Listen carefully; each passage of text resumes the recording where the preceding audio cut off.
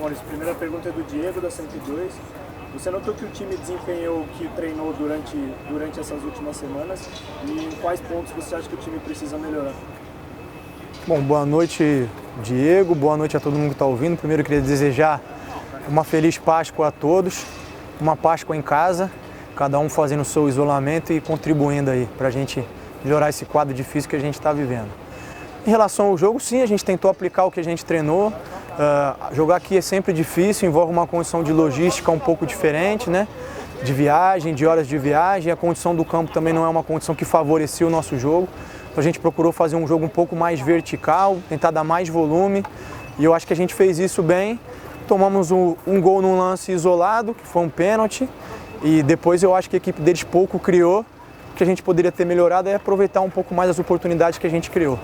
Pergunta do Rodrigo, do Correio de Atibaia. Na análise dele, o problema do time no primeiro tempo foi a lentidão dos passes.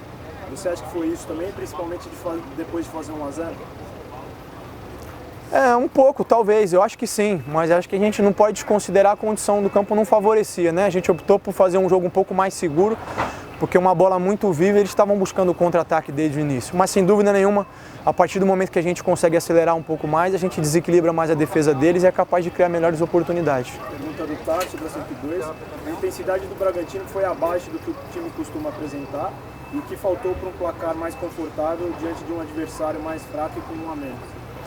Não, a intensidade foi o que o campo, o calor permitiram, tanto é que a gente mesmo ganhando de 2-1 estava pressionando a saída deles até os últimos minutos do jogo.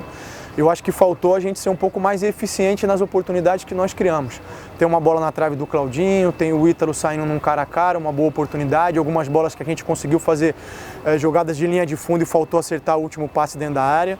Eu acho que a gente produziu bastante e fez por merecer essa classificação, que sempre é uma etapa muito difícil da Copa do Brasil, né? São jogos únicos, tudo pode acontecer. A história mostra aí uma série de, vamos dizer assim, de não favoritos ganhando os jogos. Eu acho que estão todos de parabéns pela classificação.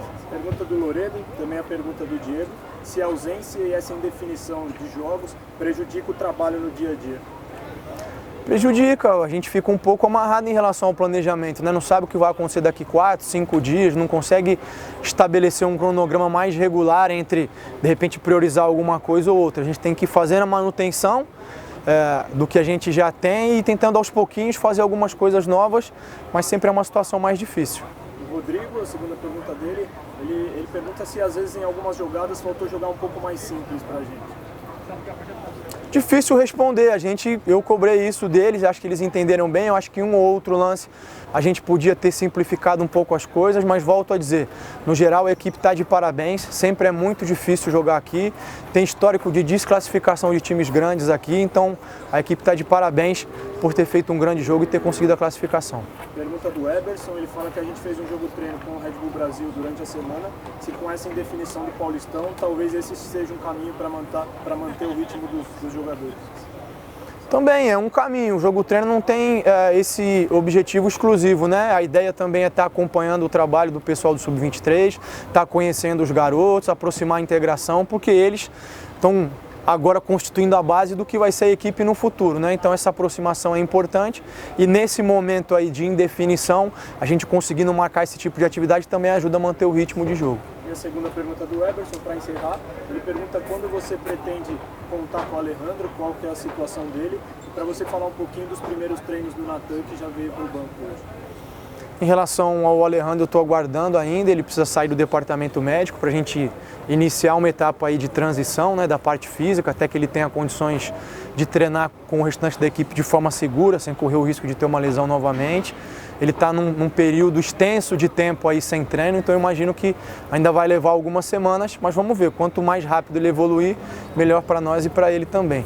Em relação ao Natan, ele tem se integrado um pouco aos companheiros, já veio no primeiro jogo hoje, é um jogador de muito potencial, que precisa ainda um pouquinho mais de paciência para se adaptar melhor à nossa forma de jogar, mas eu acredito que ele tem tudo para aprender rápido e nos ajudar bastante na sequência da temporada. Tá ótimo, Maurício.